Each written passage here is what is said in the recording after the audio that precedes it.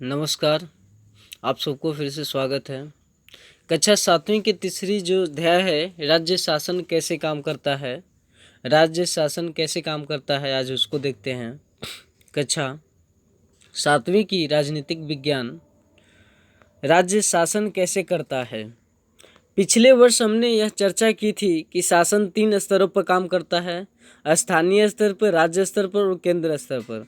हमने कुछ विस्तार के साथ स्थानीय शासन के कार्यों के बारे में जाना था। इस अध्याय में हम जानेंगे कि राज्य स्तर पर शासन कैसे कार्य करता है, लोकतंत्र में राज्य का शासन किस तरह से किया जाता है, विधानसभा सदस्यों और मंत्रियों की भूमिका क्या है, लोग प्रशासन के सामने अपने विचार कैसे रखते हैं, यानी कार्य की मांग कैसे करते हैं। हम इन प्रश्नों पर विचार करने की स्वास्थ्य का उदाहरण लेते हैं। जिम्मेदारी किसकी? देख, यहाँ लिखा है कि अपने राज्य में पानी पीने की कमी है और बहुत से लोग बीमार पड़ रहे हैं। कई गांव के लोग गंदला पानी पीते हुए पाए गए। नदी, नाले और तालाब सूख गए हैं। बुरी तरह से प्रभावित इलाका में गांव के लोग दूर दूर से पानी लेकर आ रहे हैं। जिला मुख्यालय पातालपुरम में लोगों को 3 दिन में एक बार पानी की सप्लाई दी जाती है। यहाँ का जिला चिकित्सालय मरीजों से अटा पड़ा है। इसमें बड़ी संख्या में हैजे से पीड़ित बच्चे हैं। टीवी पर समाचार में बताया गया कि हैजे से 10 लोगों की मृत्यु हो गई है। क्या ऐसा हो सकता है? क्या कोई सचमुच में इससे मर सकता है? क्या पता बस मुझे न हो गए यह बीमारी। मेरी मम्मी ने कहा कि बाजार में कुछ ठंडा नहीं पीना। आज सुबह उन्होंने अपना एक भाषण मुझे सुना दिया। तुम्हें अपनी सेहत की जिम्मेदारी संभालनी होनी चाहिए। श्रीनी ही है। हाँ, रुक जाओ। रैली के कारण यह सड़क बंद है। रैली वालों ने वापस विधायक के घर का घेराव किया है। सचमुच? लेकिन क्यों? उन्होंने कर दिया है क्या?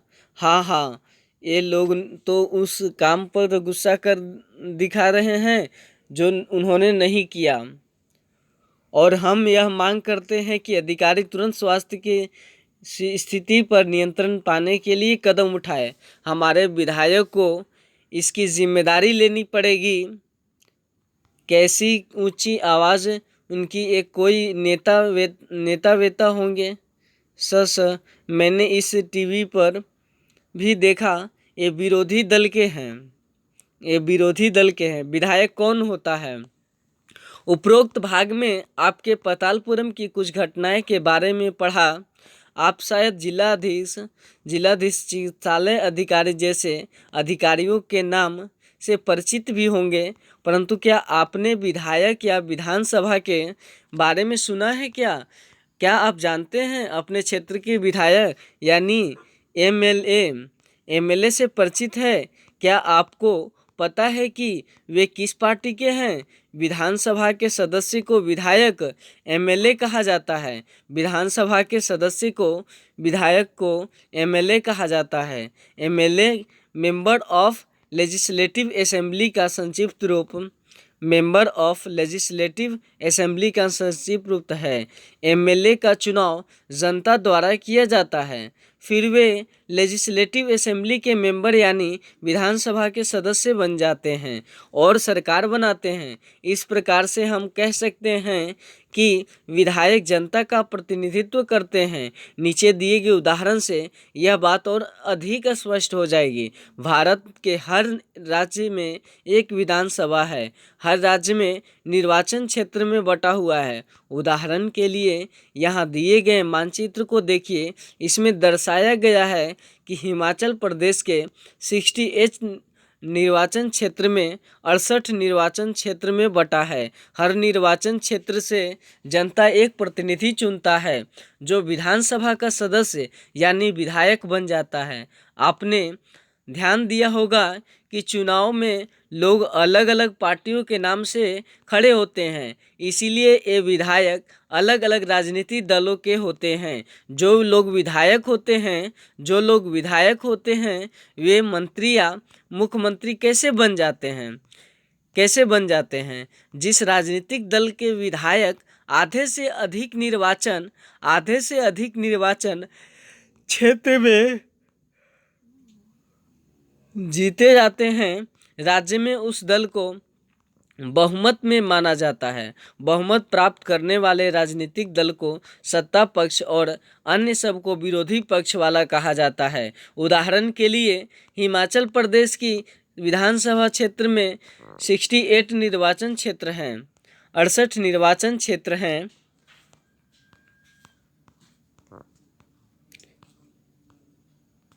विभिन्न राजनीतिक दलों के उम्मीदवारों ने 2003 का विधानसभा चुनाव जीता और वे विधायक बन गए। विधानसभा में कुल विधायकों की संख्या 68 है। इसीलिए बहुमत प्राप्त करने के लिए किसी भी राजनीतिक दल को 34 से अधिक विधायक की आवश्यकता होगी। भारतीय राष्ट्रीय कांग्रेस के 43 विधायक होने के कारण 43 विधायक होने के कारण उन्हें बहुमत मिल गया और वे सत्ताधारी दल के सदस्य बन गए। अन्य सब विधायक विरोधी दल के सदस्य बन गए। इस उदाहरण में भारतीय जनता पार्टी मुख्य विरोधी दल बनी, क्योंकि भारतीय राष्ट्रीय कांग्रेस के बाद सर्वाधिक विधायक उसी के थे। विरोधी पक्ष में अन्य पार्टियां भी थी और कुछ निर्दलीय उम्मीदवार भी थी जो चुनाव जीतकर आए थे। चुनाव के बाद सत्ताधारी दल के विधायक और अपने नेता को चुनाव करते जो मुख्यमंत्री बनता है। इस उदाहरण में कांग्रेस पार्टी के विधायक ने श्री वीरभद्र सिंह को अपना नेता चुना और वे मुख्यमंत्री बन गया। इसके बाद मुख्यमंत्रियों का चयन करता है। चुनाव के बाद राज्य का राज्यपाल मुख्यमंत्री और अन्य मंत्रियों की नियुक्ति करता है। मुख्यमंत्री तथा अन्य मंत्रियों का यह दायित्व है कि वे शासन विभिन्न भागों या मंत्रालय को चलाएं। उनके अलग अलग कार्यालय होते हैं। विधानसभा ऐसा स्थान होता है जहां सभी विधायक, चाहे वे सत्ताधारी दल के हों या विरोधी दल के हों, विधानसभा एक ऐसा स्थान होता है जहां सभी विधायक, चाहे वे सत्ताधारी हों, दल के हों या विरोधी दल के हों, विभिन्न विषयों पर विचार करने के लिए एकत्रित होंगे। इस तरह कुछ विधायकों की दोहरी जिम्मेदारी होती है, एक विधायक के रूप में और दूसरी मंत्री के रूप में। इसके बारे में आगे पढ़ेंगे। हिमाचल प्रदेश के विधान चुनाव के वर्ष 2003 के परिणाम। राजनीतिक दल पार्टी चुने गए सदस्यों की संख्या। राष्ट्रीय कांग्रेस पार्टी 43, राष्ट्रीय जनता पार्टी 16, अन्य राजनीतिक दल 3, निर्दलीय 6, कुल 68। तो यहाँ पे राष्ट्रीय कांग्रेस पार्टी का सत्ता बन जाती है, क्योंकि 43 चुनाव का सदस्य का उसका निकलता है। इसलिए विधानसभा में एक बहस। आफरीन सुजाता और उसके विद्यालय के कई अन्य विद्यार्थियों ने विधानसभा देखने के लिए राजनीति की यात्रा की। राज्यसभा एक अत्यंत भव्य तथा प्रभावशाली भवन में स्थित थी। बच्चे बहुत उत्सुक थे। सुरक्षा के बाद उन्हें ऊपर ले जाया गया। ऊपर के दार्शनिक दीर्घा थी जहां वे नीचे के विशाल हॉल को देख सकते थे। हॉल में डेस्कों की अनेक कतारें भी लगी हुई थी।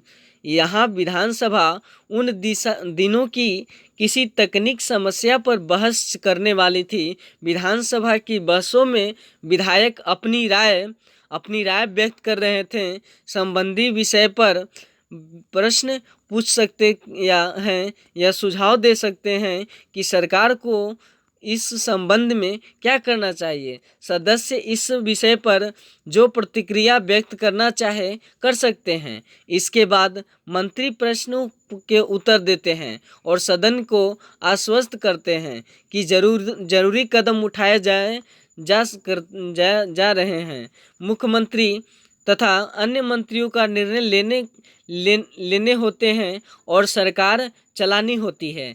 हम प्रायः उन निर्णयों के बारे में सुनते हैं या समाचार चैनलों अथवा समाचार में उन्हें देखते हैं व पढ़ते हैं। हालांकि जो भी निर्णय लिए जाते हैं उन्हें विधानसभा के सदस्यों द्वारा अनुमोदित किया जाता है। उन्हें विधानसभा के सदस्यों द्वारा अनुमोदित किया जाता है। लोकतंत्र में विधानसभा सदस्य मंत्रियों व मुख्यमंत्री से प्रश्न पूछ सकते हैं। किसी मुख्यमंत्री किसी महत्वपूर्ण विषय पर बहस कर सकते हैं, निर्णय ले सकते हैं कि धन कहाँ खर्च किया जाना चाहिए आदि। इस तरह मुख्य अधिकार उन्हीं का होता है। विधायक एक अखंड गांव के निर्वाचन क्षेत्र के मुख्य पिछले 3 हफ्तों के हैजे के कारण 15 लोगों की मृत्यु हो चुकी। मेरे विचार में सरकार के लिए यह बड़ी शर्मनाक स्थिति है। वह सरकार जो अपने को प्रायोगिक में सर्वश्रेष्ठ घोषित कर रही है, हैजे जैसी साधारण बीमारी को रोकने में असफल रही। मैं स्वास्थ्य मंत्री का ध्यान इस ओर आकर्षित करना चाहूँगा कि वे स्थिति को नियंत्रण में लाए लिए तत्काल जरूरी कदम उठाए। विधायक 2, मेरा प्रश्न यह है कि सरकारी अस्पतालों की दशा इतनी खराब क्यों है? सरकार जिला अस्पतालों में डॉक्टरों व चिकित्सालय कर्मचारियों की ठीक से नियुक्ति क्यों नहीं कर रही है?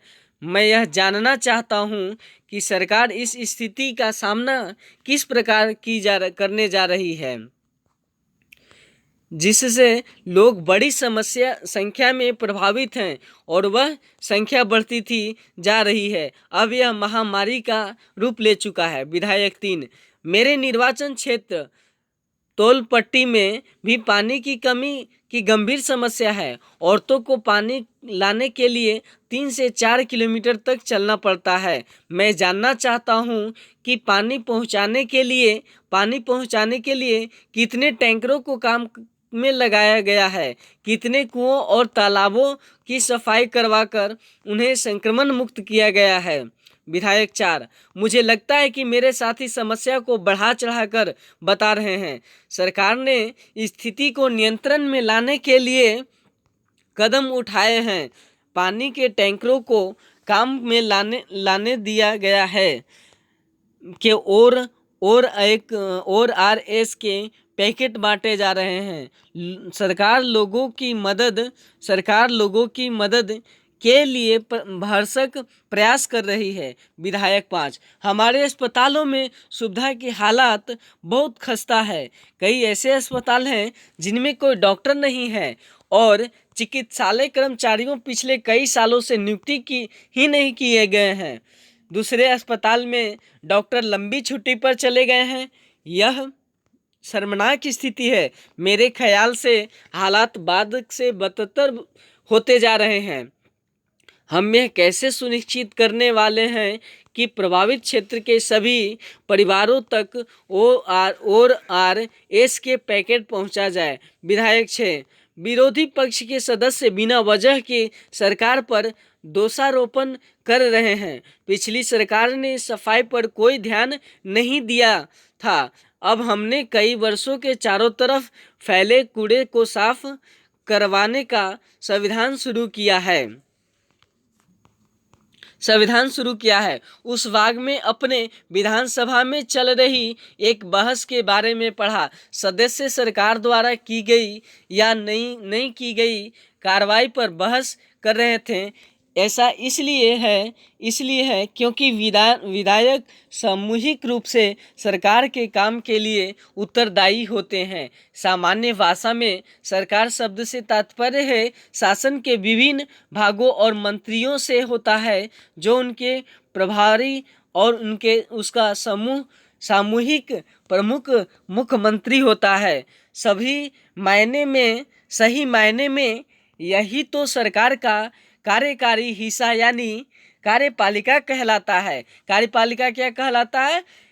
उसके शब्द से सामान्य भाषा में सरकार शब्द से तात्पर्य शासन के विभिन्न विभागों और मंत्रियों से होता है, जो उनके प्रभारी हैं। इसका सबका सामूहिक प्रमुख मुख्यमंत्री होता है। सही मायने में यही तो सरकार का कार्यकारी हिस्सा यानी कार्यपालिका कहलाता है। दूसरी तरफ सारे विधायक जो विधानसभा में एकत्र हैं, विधायिका कहलाते हैं। विधायिका के रूप में वे सरकार के कार्यकारी हिस्से को काम करने का अधिकार देते हैं और फिर उसके काम की जांच भी करते हैं। जैसा कि आपने पाठ के प्रारंभ में देखा, उन्हीं से में कार्यपालिका का प्रमुख मुख्यमंत्री बनाया जाता है। शासन की कार्यपालिका कार्यप्रणाली केरल विधानसभा में ही सरकार के काम के बारे में टीका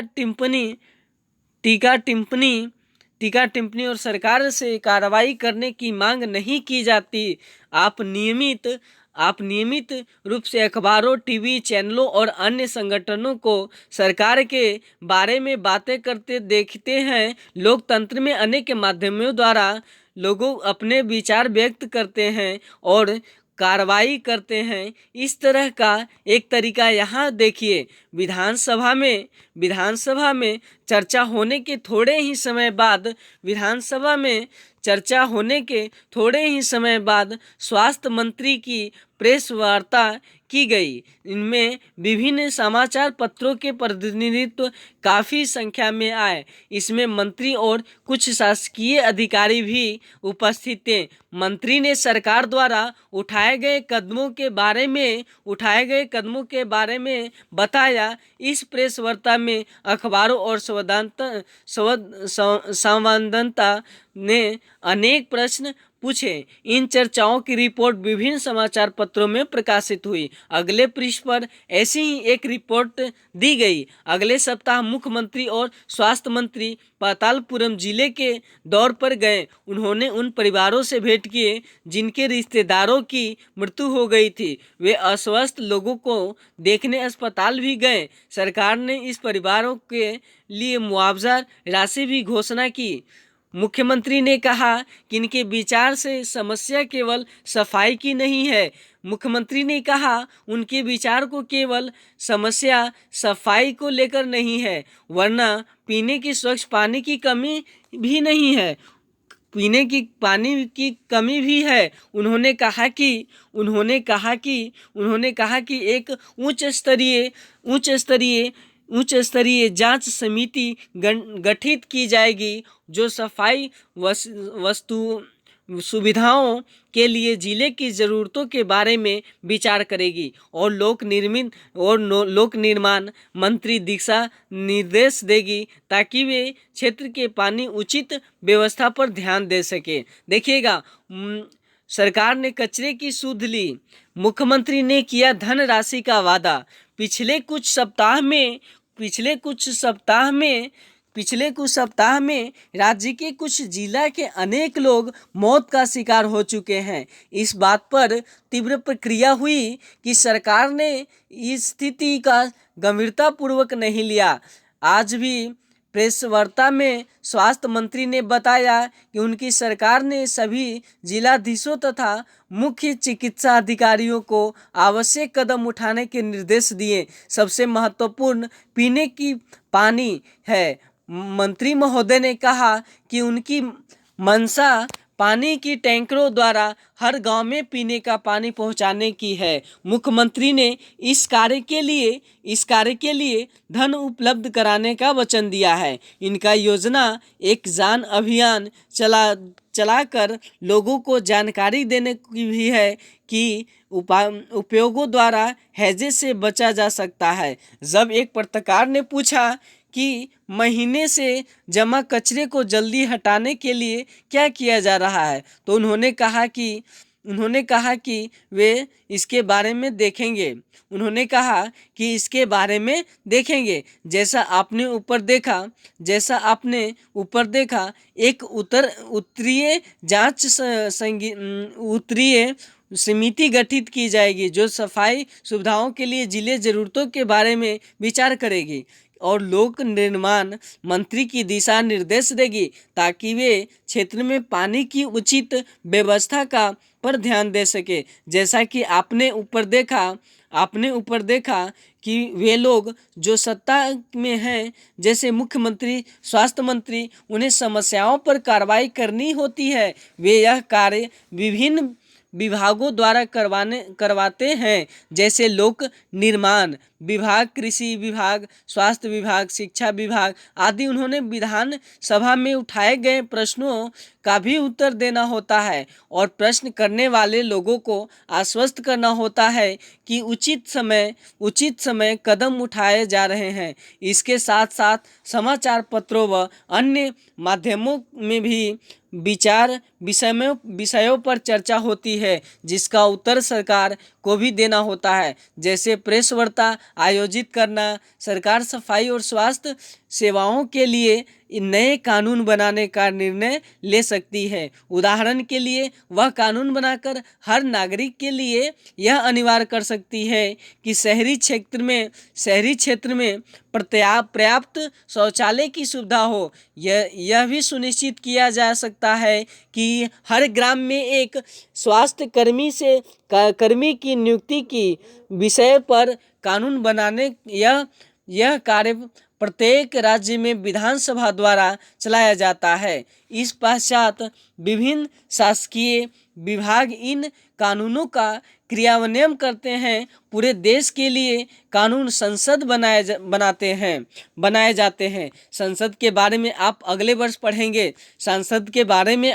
अगले वर्ष पढ़ेंगे। लोक में विधायक को एमएलए के रूप में जनता अपने प्रतिनिधित्व चुनती है और इस तरह शासन मुख्यतः जनता का ही होता है। फिर सत्ता पक्ष के सदस्य सरकार बनाते हैं और कुछ सदस्यों को मंत्री बनाया जाता है।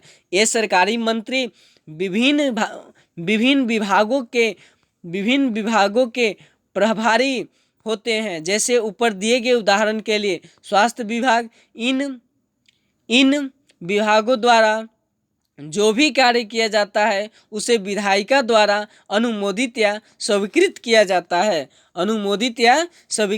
जाता है। जैसे वॉलपेपर की परियोजना। वॉलपेपर एक मजेदार गतिविधि है जिसके माध्यम से रुचि के किसी भी विषय पर शोध किया जा सकता है। यहाँ जो तस्वीर दी गई है वे कक्षा में वॉलपेपर बनाने के विभिन्न पहलुओं को प्रस्तुत करती है। शिक्षिका चुने गए विषय का पूरी कक्षा का परिचय देती है और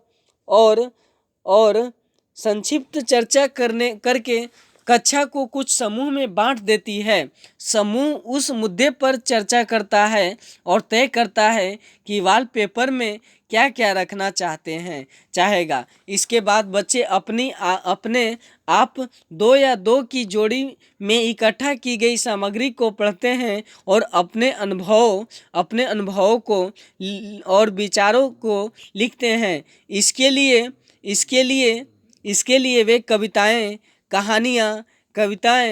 कहानियां, साक्षात्कार विवरणों आदि की रचना करते हैं। जो भी सामग्री चुनी गई, बनाई गई या लिखी गई है उसे समूह के लोग मिलकर देख लेते हैं। वे एक दूसरे के लिखे हुए को पढ़ते हैं और अपने सुझाव देते हैं। वे मिलकर यह तय करते हैं कि वॉलपेपर में क्या क्या जाएगा और फिर उसका लेआउट बनाते हैं। इसके बाद प्रत्येक समूह अपना वॉलपेपर की कक्षा के पूरी प्रस्तुत करता है। यह महत्वपूर्ण है कि समूह के एक अधिक सदस्य को प्रस्तुत करने को कहा जाए और सभी सदस्य समूहों को अपना काम बताने के लिए बराबर का समय मिले। जब सभी समूह को प्रस्तुतिकरण कर ले तो समीक्षा के लिए प्रश्न पूछना अच्छा रहता है अपने आप, और वे क्या क्या कर सकते थे, क्या करने से उनका काम ज़्यादा व्यवस्थित हो जाता है। लेखन और प्रस्तुति में सुधार के लिए क्या किया जा सकता है। सन 2006 में डेंगू की महामारी के विषय में वॉलपेपर कक्षा 6B के केंद्रीय विद्यालय क्रमांक 2 हिंडन गाजियाबाद उत्तर प्रदेश के विद्यार्थियों ने बनाया था। चलिए अब देखते हैं, निर्वाचन क्षेत्र के व प्रतिनिधित्व शब्दों का प्रयोग करते हुए स्पष्ट कीजिए कि विधायक कौन होता है और उनका चुनाव किस प्रकार होता है। तो सबसे पहले मैंने बताया था कि विधायक कौन होता है और विधायक का काम क्या होता है। जैसे मैंने बताया था कि आफरीन सुजाता और उसके विद्यालय के कई अन्य विद्यार्थियों ने विधानसभा देखने के लिए राजधानी की यात्रा की। विधानसभा एक अत्यंत भव्य तथा प्रभावशाली भवन में स्थित। बच्चे बहुत उत्सुक थे। सुरक्षा के जांच बाद उन्हें ऊपर ले गया। ऊपर एक दर्शक दीर्घा भी थी जहां वे नीचे के विशाल हॉल को देख सकते हैं। हॉल में डेस्क के अनेक कतार में लगी थी। यह विधानसभा उन दिनों की किसी तत्कालीन समस्या पर बहस करने वाली थी। विधानसभा की बहसों में विधायक अपनी राय व्यक्त कर सकते हैं, संबंधित विषय पर प्रश्न पूछ सकते हैं या सुझाव दे सकते हैं। सरकार को उस संबंध में क्या करना चाहिए। सदस्य इस विषय पर जो भी प्रतिक्रिया व्यक्त करना चाहते हैं कर सकते हैं। इसके बाद मंत्री प्रश्नों के उत्तर देते हैं और सदन को आश्वस्त करते हैं कि जरूरी कदम उठाए जा रहे हैं। मुख्यमंत्री तथा अन्य मंत्रियों को निर्णय लेने के लिए होता है और सरकार चलानी होती है। जैसे मैंने बताया था एग्जाम्पल के लिए कि निर्णय ले सकते हैं कि धन कहाँ खर्च करना है। इस पर मुख्यमंत्री से प्रश्न पूछ सकते हैं। कौन पूछ सकते हैं? विधानसभा के सदस्य। अब विधानसभा के सदस्य कौन होता है? जो विधायक होता है। विधायक अखंड गांव में के मेरे निर्वाचन क्षेत्र में पिछले 3 हफ्तों के हैजे के कारण 15 लोगों की मृत्यु हो चुकी है। मेरे विचार में सरकार के लिए बड़ी शर्मनाक स्थिति है। वह सरकार जो अपने को प्रौद्योगिकी में सर्वश्रेष्ठ घोषित कर रही है, वे हैजे जैसी साधारण बीमारी को रोकने में असफल रही है। मैं स्वास्थ्य मंत्री का ध्यान इस ओर आकर्षित करना चाहता हूं कि वे स्थिति के नियंत्रण में लाने के लिए तत्काल जरूरी कदम उठाएं। तो ऐसा होता है कि जो पास वाले जो विधायक होते हैं वे अपना बात को, जो विरोधी पार्टी वाले होते हैं वो विरोधी भाष्य होते हैं, विरोधी तरह के बात करते हैं। कुछ विधायक मंत्री कैसे बनते हैं? स्पष्ट कीजिए। विधायक जो होते हैं वो मंत्री कैसे बनते हैं? विधायक जो होता है वे मंत्री कैसे बनता है? मैंने बताया था केवल विधानसभा में ही सरकार के काम के बारे में टीका टिप्पणी और सफर में कार्रवाई करने की मांग नहीं की जाती। आप नियमित रूप से अखबारों टीवी चैनलों पर देखते होंगे। मैंने बताया था उपयुक्त भाषा में अपने विधानसभा में चल रही बहस के बारे में सदस्य सरकार द्वारा की गई कार्रवाई पर बहस कर रहे थे। ऐसा इसीलिए क्योंकि विधायक सामूहिक रूप से सरकार के काम के लिए उत्तरदायी होते हैं। लेकिन हाँ, मैंने बताया था विधायक कैसे चुने जाते हैं, विधायक कौन होता है।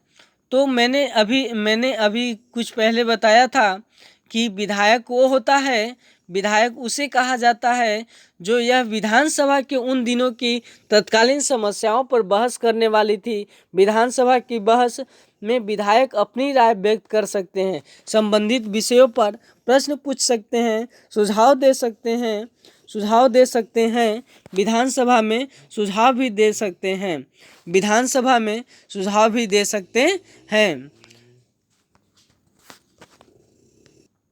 मैंने बताया था विभिन्न राजनीतिक दलों के उम्मीदवारों ने 2003 का विधानसभा चुनाव जीता और विधायक बन गए। विधायक कैसे बनते हैं? विधानसभा में कुल विधायकों की संख्या 68 है, इसीलिए बहुमत प्राप्त करने के लिए किसी भी राजनीतिक दलों को 34 से अधिक विधायकों की आवश्यकता होती है। राज्यसभा राष्ट्रीय कांग्रेस ने 43 विधायकों के होने के कारण उन्हें बहुमत मिल गया और वे सत्ताधारी दल के सदस्य बन गए। विधायक कैसे बनते हैं? विभिन्न राजनीतिक दलों के उम्मीदवारों ने 2003 का विधानसभा चुनाव जीता और विधायक बन गए। विधानसभा में कुल विधायकों की संख्या 68 है, इसलिए बहुमत प्राप्त करने के लिए किसी भी राजनीतिक दल को 34 से अधिक विधायकों की आवश्यकता होगी। भारतीय राष्ट्रीय कांग्रेस ने के 43 विधायक होने के कारण उन्हें बहुमत मिल गया, वे सत्ताधारी सदस्य बन गए। चलिए जो नेक्स्ट क्वेश्चन है देखते हैं। नेक्स्ट क्वेश्चन जो है आपका, मुख्यमंत्री तथा अन्य मंत्रियों द्वारा लिए गए निर्णयों पर विधानसभा में बहस क्यों होनी चाहिए? क्योंकि मुख्यमंत्री द्वारा जो बात ली जाती है उस पर बहस इसलिए होता है ताकि उस पर काम भी होना चाहिए, न कि सिर्फ बातों का क्या रह जाता है। मुख्यमंत्री तथा अन्य मंत्रियों का निर्णय लेने होते हैं, सरकार चलानी होती है। हम प्रायः उन निर्णयों के बारे में सुनते या समाचार चैनलों अथवा समाचार पत्रों में देखते हैं व पढ़ते हैं। हालांकि जो भी निर्णय लिए जाते हैं उन्हें विधानसभा के सदस्य द्वारा अनुमोदित किया जाता है। जैसे विधायक के द्वारा विधायकों कहते हैं कि मेरा प्रश्न यह है कि सरकारी अस्पतालों की दशा इतनी खराब क्यों है? सरकार जिला अस्पतालों में डॉक्टरों व चिकित्सालय कर्मचारियों की ठीक से नियुक्ति क्यों नहीं की जा रही है? यही मैं जानना चाहता हूं कि सरकार इस स्थिति में सामना किस प्रकार की जा रही है, जिससे लोग बड़ी संख्या में प्रभावित और यह संख्या बढ़ती जा रही है। अब यह महामारी के रूप में ले चुका है। तो इस तरह से उसके बारे में जो है आपका विपक्ष पार्टी वाले वो ऐसा बोलते हैं। चलिए चौथा जो है, पातालपुर में क्या समस्या थी? पातालपुर में पानी को लेकर के समस्या थी, लोगों को रोजगार के लेकर के समस्या थी, लोगों को रोगों की समस्या थी। निम्नलिखित द्वारा इस विषय में चर्चा कीजिए। आम सभा, विधानसभा, प्रेसवाद और मुख्यमंत्री। देखिए जो आपका विधानसभा सदस्य द्वारा विधायिका में दिए गए कार्यों पर शासकीय द्वारा कार्यों के बीच में क्या अंतर है? जो विपक्ष वाले होते हैं यह कहा जा रहा है कि विधायिका में दिए गए कार्यों और शासकीय विभागों द्वारा किए गए कार्यों में बीच का क्या अंतर है। शब्द संकलन। निर्वाचन क्षेत्र, इसका तात्पर्य एक निश्चित क्षेत्र से है जहां रहने वाले सब मतदाता अपनी प्रतिनिधि चुनते हैं। उदाहरण के लिए यह कोई पंचायत का वार्ड या वह क्षेत्र हो सकता है जो विधानसभा का सदस्य चुनता है। बहुमत, इसका आशय ऐसी स्थिति से है जब किसी समूह के आधे से अधिक संख्या में लोग किसी निर्वाचन या विचार से सहमत हो, इसे साधारण बहुमत भी कहा जाता है। बहुमत क्या होता है? इसका अवश्य ऐसी स्थिति है जब किसी समूह के आधे से अधिक संख्या में लोग किसी निर्वाचन या विचार से सहमत हो, उसे साधारण बहुमत भी कहा जाता है। विरोधी पक्ष, इसका तात्पर्य उन चुने हुए प्रतिनिधि से है जो सत्ता पक्ष के सदस्य नहीं है और उनकी भूमिका सरकारी निर्णय और कार्यों पर प्रश्न उठाने और विधानसभा में विचार के लिए नए मुद्दे उठाने की होती है।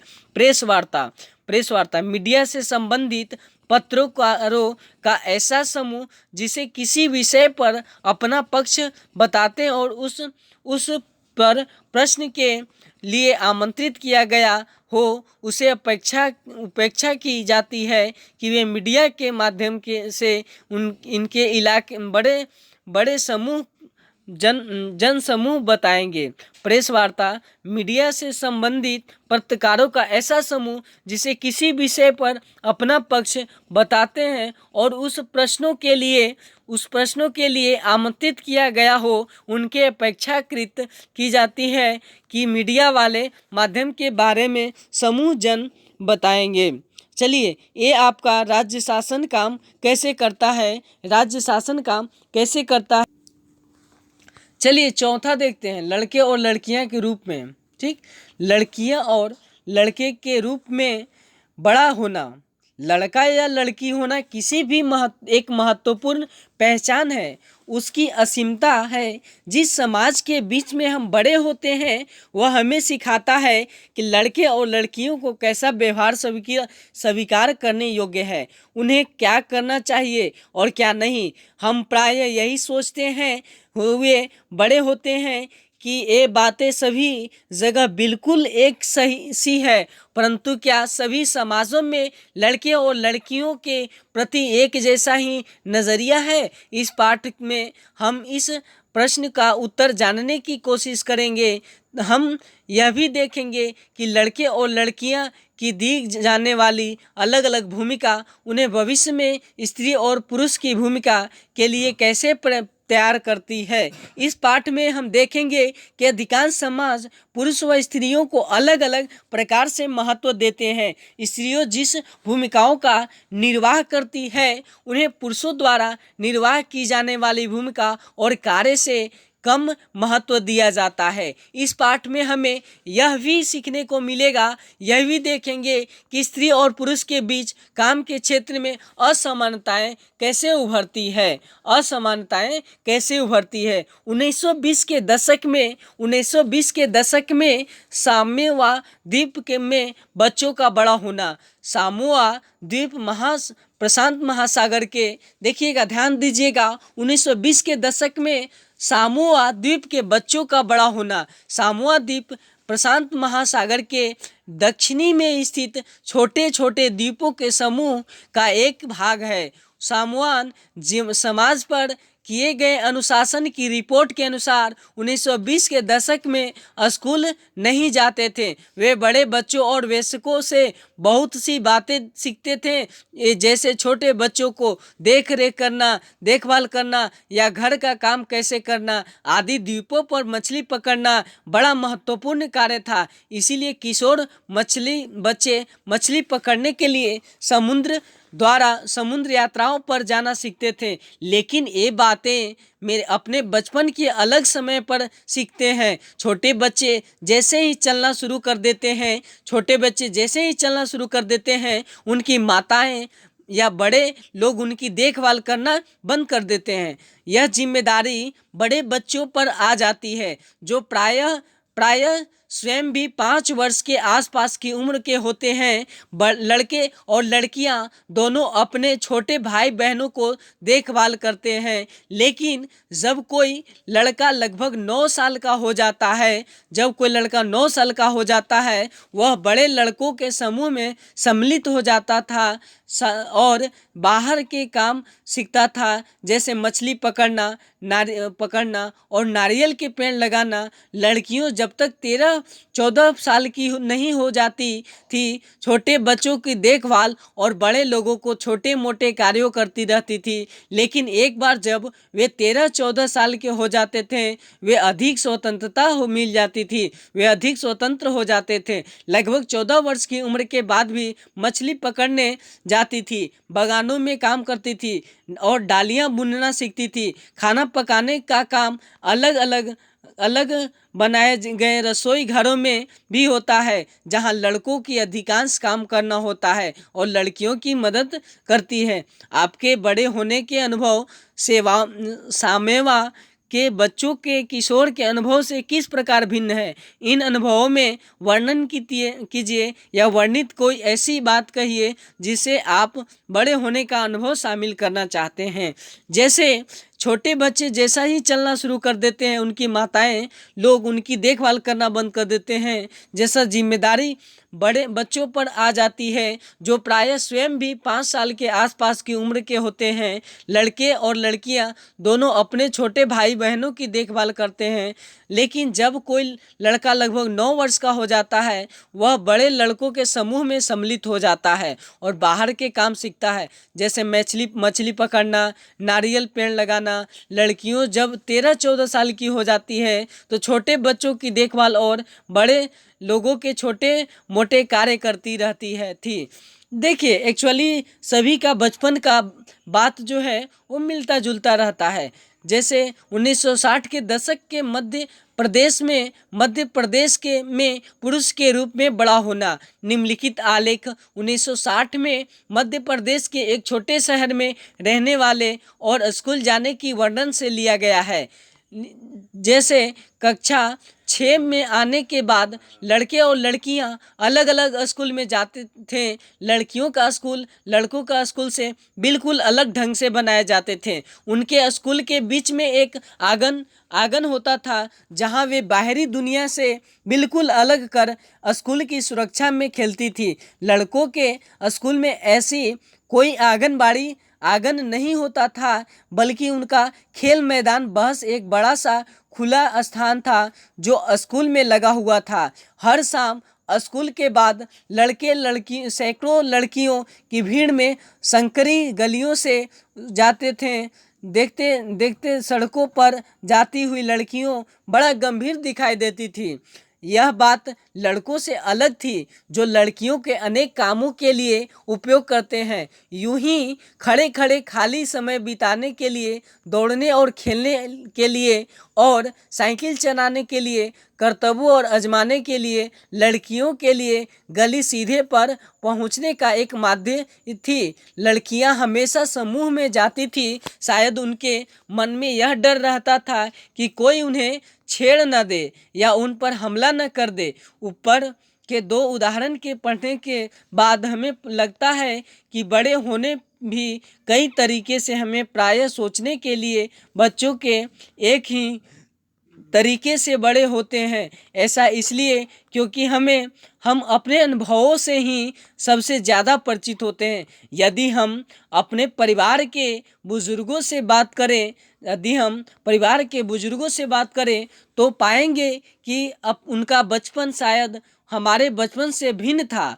हम यह भी अनुभव करते हैं कि समाज लड़के और लड़कियों में अंतर स्पष्ट करता है। यह बिल्कुल कम आयु से ही शुरू हो जाता है। उदाहरण के लिए, उन्होंने खेलने के लिए विन खिलौने दिए जाते हैं। लड़कों को प्रायः खेलने के लिए कारें दी जाती हैं। लड़कियों को गुड़िया। दोनों ही खेलने के लिए बड़े आनंददायक हो सकते हैं। फिर भी लड़कियों को गुड़िया, लड़कों को कारें ही क्यों दी जाती है? खिलौने बच्चों को यह बताने का माध्यम बन जाता है कि वे बड़े होकर के स्त्री और पुरुष बनेंगे और उनका भविष्य अलग अलग होगा। हम विचार करें कि यह तो प्राय प्रतिदिन की छोटी छोटी बातों में बना कर रखा जाता है। लड़कियों को कैसे कपड़े पहनने चाहिए, लड़के को पार्क में कौन सा खेल खेले, लड़कियों को धीमी आवाज़ में बात करनी चाहिए और लड़कों को रौब से। ये सब बच्चों को यह बताने के तरीका जब वे बड़े होकर के स्त्री और पुरुष बनेंगे तो उनकी विशिष्ट भूमिका होगी। बाद में वे जीवन का प्रभाव हमारे अध्ययन के विषयों या व्यवसाय के चुनाव पर भी पड़ता है। देखिए, एक कहानी है। कहानी मेरी माँ का काम नहीं करती। मेरी माँ काम नहीं करती। उस पे है, माँ हम सभी बच्चे स्कूल से भ्रमण पर जा रहे हैं। एक लड़की है जो बोलती है कि माँ हम सभी बच्चे स्कूल से भ्रमण पर जा रहे हैं। रोजी मैडम को साथ चलने के लिए किसी बड़े ज़रूरत है। क्या आपने ऑफिस से एक दिन की छुट्टी लेकर हमारे साथ चल सकती हो? वैसे हरमित की माँ हमेशा ऐसे समय पर हमारे साथ जाती है क्योंकि वे काम नहीं करती है। सोनाली कुछ ऐसे काम कर सकती हो तुम जानता कि जसप्रीत आंटी रोज़ सुबह 5 बजे उठ जाती है और घर भर के सारे काम करती है। हाँ, पर वे कोई काम तो नहीं है न, ये तो बस घर के काम है। ओह, क्या तुम वाकई ऐसी सोचती हो? चलो ऐसा करते हैं कि जसप्रीत के घर चलते हैं और उससे पूछते हैं कि खुद क्या सोचती है। हर हरशरण सोनाली सोचती है कि आपकी पत्नी कोई कामकाजी महिला नहीं है। पर आंटी, क्या वाकई ये ठीक नहीं है? मेरी माँ तो घरेलू महिला और काम कहाँ करती है। जो जसप्रीत यदि जैसा है, जो तुम कुछ आराम क्यों नहीं करती हो? और एक बार जरा इन्हीं ही सब कुछ खुद करने दो। क्या बात है। ठीक, मैं कल से हड़ताल पर चली जाती हूँ। वाह, कितना मज़ा आएगा। कल हर पापा के साथ मिलकर सारा काम संभालेंगे। हे भगवान, समय तो देखो, मेरा नाश्ता कहाँ है? और बच्चों अपने अभी तक तैयार क्यों नहीं हुए? मैं क्या जानूं? याद है न, मैं तो हड़ताल पर हूँ। आज तो मंगला ने भी छुट्टी ले रखी है। ओह, तो यह तो स्कूल बस थी। अब तो मुझे बच्चों को कार से ही स्कूल छोड़ना होगा। जल्दी करो, जल्दी करो, जल्दी। और हरमित को कहो कि वह पंप का स्विच ऑन करें। लेकिन बच्चों को लंच बॉक्स का क्या होगा? अरे, यह भी उसके बारे में भूल जाओ। मैं तुम्हें कुछ पैसे दे दूंगा, तुम कैंटीन से कुछ खरीद लेना। माँ ने इसके लिए पहले से ही पैसे दे दिए हैं। मैं तो बिल्कुल थक चुका हूँ। कुछ चाय वाय हो जाए। मैं तो भूल ही गया था कि तुम हड़ताल पर हो। मैं खुद ही बनाता हूँ। पूरा घर तो देखो, जैसा कि कितना तूफान मचा हो। तुम क्या सोचते हो कि सुबह तुमने को जैसे हालात में छोड़ा था, वैसे ही हालात में भर भी रह जाएगा। हरमित कमबख्त, चाय की पत्तियाँ कहाँ रखी हुई है? ही, क्या अभी भी वे सोचते हैं कि मैं काम नहीं करती हूँ? और अभी भी तो उन्हें याद दिलाऊं कि चाचा जी और चाची जी रात में खाने पर आने वाले हैं। अधिकांश समाजों में, जिनमें हमारा समाज भी सम्मिलित है, पुरुषों और स्त्रियों की भूमिका और उनके काम के महत्व को नहीं समझा जाता है। पुरुषों और स्त्रियों की हैसियत एक जैसी नहीं होती है। आओ देखें कि पुरुष और स्त्रियों के द्वारा किए जाने वाले कार्य पर असमानता कैसे है। घरेलू काम का मूल्य। हरिमित के परिवार को नहीं लगता था कि जसमृत घर का जो काम करती थी वह वास्तव में काम था। उसके परिवार में ऐसा भावना होना निराली बात नहीं थी। सारी दुनिया में घर के काम मुख्य जिम्मेदारियां स्त्रियों की ही होती है। जैसे देखभाल संबंधी कार्य, परिवार का ध्यान रखना, विशेषकर बच्चों, बुजुर्गों और बीमार का। फिर भी जैसा हमने देखा, घर के अंदर किए जाने वाले कार्यों को महत्वपूर्ण नहीं समझा जाता है। मान लिया जाता है कि वे तो स्त्रियां स्वाभाविक कार्य, इसीलिए उसके पैसा देने की कोई ज़रूरत नहीं है। समाज इन कार्यों को अधिक महत्वपूर्ण नहीं देता है। घर पर कार्य करने वाले का जीवन। उपयुक्त कहानियाँ में केवल हरिप्रीत की माँ की ही घर के काम नहीं करती है थी। काफ़ी सारा काम मंगला भी करती थी, जो कि उनके घरेलू काम में मदद के लिए लगाई गई थी। बहुत से घरों में, विशेषकर शहरों और नगरों में, लोगों को घरेलू काम के लिए लगा लिया जाता है। वे बहुत काम करते हैं। झाड़ू लगाना, सफाई करना, कपड़े धोना, बर्तन धोना, खाना पकाना, छोटे बच्चों और बुजुर्गों को देखभाल करना आदि घर का काम करने वाली अधिकांशतः स्त्रियां होती है। कभी कभी इन कार्यों को करने के लिए छोटे लड़के या लड़कियों को काम पर रख लिया जाता है। घरेलू काम का अधिक महत्व नहीं है, इसीलिए उन्हें मजदूरी भी कम दी जाती है। घरेलू काम करने वाले का दिन सुबह 5 बजे से शुरू होकर देर रात 12 बजे तक भी चलता है।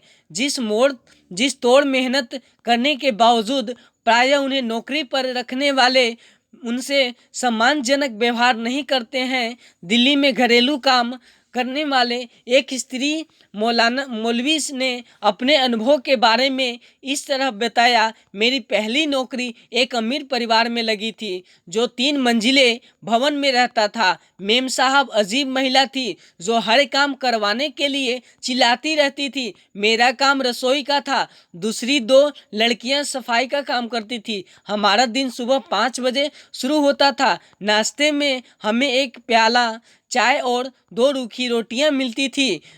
हमें तीसरी रोटी कभी नहीं मिली। शाम के समय जब मैं खाना पकाती थी, दोनों लड़कियां मुझसे एक रोटी की मांग रखती थी। मैं चुपके से उसे एक रोटी दे देती थी और खुद भी एक रोटी ले लेती थी। हमें दिन भर काम करने के बाद बड़ी भूख लगती थी। हम घर में चप्पल नहीं पहन सकते थे। ठंड के मौसम में हमारे पैर सूज जाते थे। मैम साहब से डरती थी, परंतु मुझे गुस्सा भी आता था और अपमानित भी महसूस करती थी। क्या हम दिन भर काम नहीं करते थे? क्या हम कुछ भी सम्मानजनक व्यवहार के योग्य नहीं थे? वास्तव में जिसे हम घरेलू काम कहते हैं उसमें अनेक कार्य सम्मिलित रहते हैं। इनमें कुछ लोग कुछ कामों को बहुत शारीरिक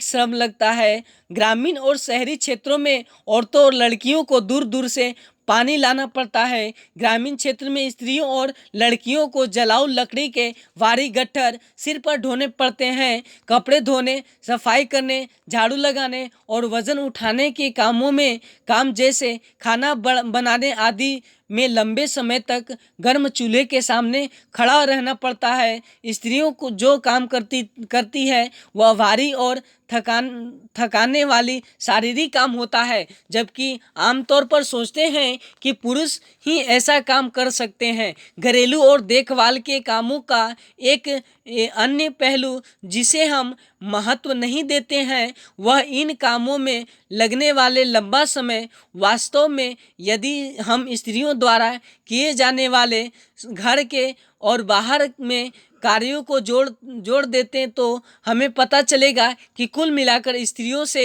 अधिक काम करती है।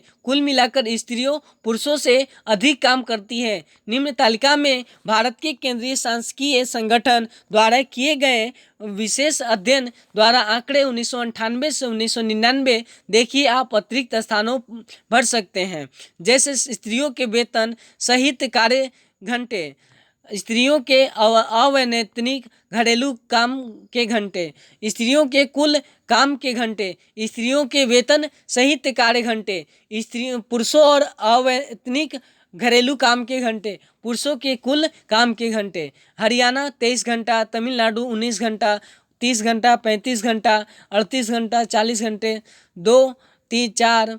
और जैसे महिलाओं का काम और समानता, सबसे पहले देखते हैं महिलाओं का काम और समानता। जैसा कि हमने देखा, महिलाओं के घरेलू और देखभाल के कामों को कम महत्व देना एक व्यक्ति का परिवार का मामला नहीं है। यह स्त्रियां और पुरुषों के बीच असमानता की बड़ी सामाजिक व्यवस्था ही भाग है। इसीलिए इसके समाधान हेतु जो कार्य किए जाने के लिए केवल व्यक्तित्व या पारिवारिक स्तर पर नहीं वरन शासकीय स्तर पर भी होना चाहिए। हम जानते हैं कि समानता हमारे संविधान का महत्वपूर्ण सिद्धांत है। संविधान कहता है कि स्त्री पुरुष होने के आधार पर भेदभाव नहीं किया जा सकता है, परंतु वास्तविक में लिंग भेद किया जाता है। सरकार इसके कारण समझने के लिए और इस स्थिति को सकारात्मक निदान समाधान ढूंढने के लिए वचनबद्ध है। उदाहरण के लिए सरकारी जानती है कि बच्चों की देखभाल और घर के काम का बोझ महिलाओं और लड़कियों पर पड़ता है। स्वाभाविक रूप से इसका असर लड़कियों के स्कूल जाने पर भी पड़ता है। इससे निश्चित होता है कि क्या महिलाएं घर के बाहर काम कर सकेगी, और यदि करेगी तो किस प्रकार काम का कार्य क्षेत्र चुनेगी। पूरे देश में कई गांवों में प्रशासन आंगनवाड़ियाँ और बालवाड़ियाँ खोली जाती है। शासन एक कानून बनाया जाता है जिसके तहत यदि किसी संस्थान में महिलाओं कर्मचारियों की संख्या 30 से अधिक हो तो उसे वैधानिक रूप से बालवाड़ी क्रेश की सुविधा देनी होगी। बालवाड़ी की व्यवस्था होने से बहुत सी महिलाओं को घर से बाहर जाकर काम करने की सुविधा होगी। इससे बहुत सी लड़कियों को स्कूल जाने की भी संभावना हो सकेगी।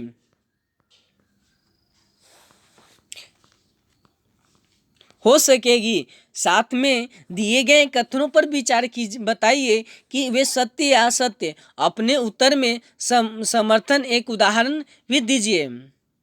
घर का काम अदृश्य होता है और इसका कोई मूल्य नहीं चुकाया जा सकता है। घर के काम शारीरिक रूप से थकाने वाले होते हैं। घर के कामों में बहुत समय खप जाता है। अपने शब्द में लिखिए कि अदृश्य होने वाली शारीरिक रूप से थकान और समय खप जाने वाली वाक्यों से आप क्या समझते हैं। अपने घर की महिलाओं के काम आधार पर हर बात को उदाहरण को समझाइए। जैसे कि जो घर का कार्य होता है बहुत बड़ा होता है। खाना बनाना, कपड़ा धोना, बर्तन धोना, घर का साफ सफाई करना, बच्चे को ध्यान देना, बुजुर्गों पर ध्यान देना। तो ये होता है अदृश्य होता है। घर का काम जो होता है अदृश्य होता है। अपने शब्दों में ये सारे हो सकते हैं, ऐसा लिख सकते हैं।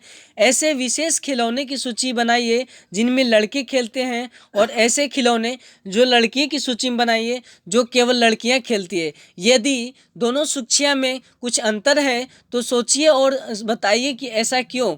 सोचिए, इसका बहुत कुछ संबंध बात और आगे चलकर वयस्कों के रूप में वयस्कों का भूमिका निभाती होगी। जैसे कि बच्चों का खेल जो होता है चोर पुलिस का होता है, चोर पुलिस के साथ साथ इसका गाड़ी का होता है, कार का होता है, और लड़कियों का जो होता है गुड्डे गुड़िया का खेल होता है। वो सब अपना जो बचपन में जैसा खेल खेलता है, बचपन में लड़कियों की तरह जो लड़कियां जो होती है लड़कियों का खेल खेलता है, और जो लड़का होता है लड़का का खेल खेलता है। जैसे क्रिकेट खेलता है, फुटबॉल खेलता है, गिल्ली डंडा लड़का खेल खेलता है। लड़कियां जो होती है कैरम बोर्ड ज़्यादा खेलती है, बैडमिंटन खेलती है। तो ये सारे जो हैं एक खेल खेलने का बचपना का होता है। तो बताया गया था कि जो बच्चों होते हैं जो बचपन में जो 5 साल से कम के होते हैं उन पे बहुत ज़्यादा ध्यान दिया जाता है। जैसे जैसे उम्र उनका बढ़ता जाता है उन पे जो भार जो होता है धीरे धीरे घटता जाता है। ऐसे विशेष खिलौनों की सूची बनाई, ऐसा मैंने बता दिया। अगर आपके घर में या आसपास के घर में कामों की मदद करने वाली कोई महिला हो तो उसे बात कीजिए और उसके बारे में थोड़ा और जानने की कोशिश कीजिए कि उसके घर में कौन कौन से हैं और वे क्या करते हैं, उनका घर कहाँ है, वे रोज़ कितने घंटे तक काम करती हैं, वे कितना कमा लेती हैं। इन सारे विवरणों को सम्मिलित कीजिए। तो ये छोटी सी कहानी लिखिए। छोटी सी कहानी आप कैसा लिख सकते हैं, जैसे कि आपके आस पड़ोस में कोई काम करने वाली हो तो उससे आप बात कर सकते हैं और पूछ सकते हैं कि आप क्या काम करती हो, आपके घर में लोग क्या क्या काम करते हैं। तो कुछ असमिता क्या होता है, यह एक प्रकार की स्वयं एक होने वाली यानी अस्तित्व के प्रति जागरूकता का भाव। एक व्यक्ति की कई असीमिता हो सकती है। उदाहरण के लिए एक ही व्यक्ति को एक लड़की, बहन और संगीतकार की असीमिता की जा सकती है। दोहरा बोझ शाब्दिक का रूप से इसका अर्थ है 2 गुना वजन। सामान्यतः इस शब्द का महिलाओं के काम की स्थितियों को समझने के लिए प्रयोग किया गया है। यह इस तथ्य को स्वीकार करता है कि महिलाएं आमतौर पर घर के भीतर और घर के बाहर दोहरा कार्यभार संभालती है। देखभाल का अंतर्गत अनेक काम आते हैं, जैसे संभालना, ख्याल रखना, पोषण करना आदि। शारीरिक कार्यों के अतिरिक्त इसमें गहन भावनात्मक पहलू को सम्मिलित है। अमूल्य, जब कोई अपने काम के लिए अपेक्षाकृत मानवीय या स्वीकृत नहीं पाता है, तब वह स्वयं को अमूल्यित महत्व करता है। उदाहरण के लिए देखिए, अगर कोई लड़का अपने मित्रों के लिए घंटों सोच विचार बहुत खोजकर एक उपहार बनाता है और इसका मित्र उसे देखकर कुछ भी न कहे, ऐसे में पहला लड़का अमूल्य महसूस करता है। तो देखिए, ये कहानी था जो आपका लड़के और लड़कियों के रूप में मैंने आपको बताया था। ये कहानी का नाम था लड़के और लड़कियों के रूप में बड़ा होना। ये कहानी का मकसद था लड़के और लड़कियों के बारे में बताना और ख़ास करके महिलाओं के कार्यों को बारे में बताना, इसका सबसे बड़ा योगदान था। 1920 के दशक में सामोआ द्वीप के बच्चों का बड़ा होना, वहाँ पे जो था सामोआ जो द्वीपीय प्रशांत महासागर के दक्षिणी स्थिति में छोटे द्वीपों के समूह का ही एक भाग है। चलिए, बहुत बहुत धन्यवाद आप लोग को बने रहने के लिए। लाइक कीजिए, सब्सक्राइब कीजिए और प्लीज़ इसको ऑडियो के रूप में ही सुनिए। बहुत बहुत धन्यवाद।